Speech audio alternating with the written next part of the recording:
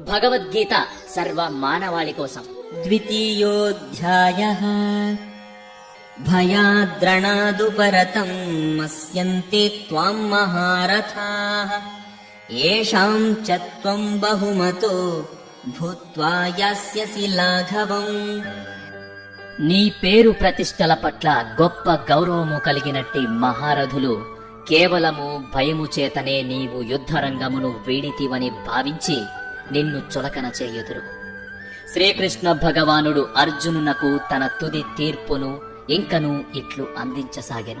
నీ సోదరులు పితామహుని పట్ల జాలితోనే యుద్ధరంగమును వీడితివని దుర్యోధనుడు, కర్ణుడు, ఇతర సమకాలీనులు, మహాసేనా నాయకులు భావింతురని నీవు భావించకుము.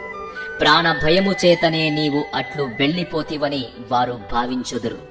అట్లు నీ వ్యక్తిత్వము పట్ల గల వారి గొప్ప అభిప్రాయము నశించిపోవును.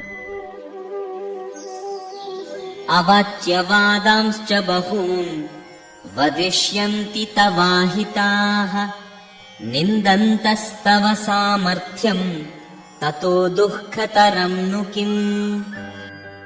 నీ శత్రువులు నిన్ను పలు నిర్దయ వాక్యలతో వర్ణించి నీ సామర్థ్యమును నిందింతురు. అంతకంటెను నీకు దుఃఖతరమైనది మరేమీ ఉండదు. అర్జునుని అవాంఛితమైన జాలిని చూచి శ్రీకృష్ణ భగవానుడు మొదట ఆశ్చర్యపడెను. అతని జాలి అనార్యులకు మాత్రమే తగినట్టిదని అతడు వర్ణించెను.